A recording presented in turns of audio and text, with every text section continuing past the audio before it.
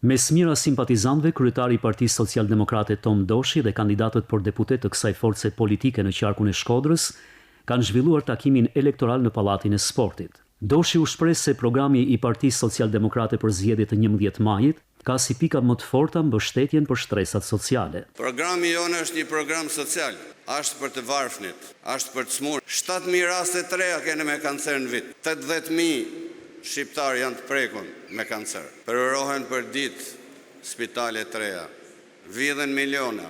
Janë 80.000 familje që vujnë. 66.000 njerëz nevojnë në Shkodër.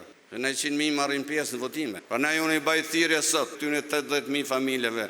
Votoni Partinë Social-Demokrate. Gjatë fjalës së tij, kreu i PSD-s Tom Doshi fajsoi dy forcat e mëdha politike, PS dhe PD, për problemet me të cilat përballet Shqipëria. Në 2013, Sali Berisha ka lënë pushtetin si korruptum.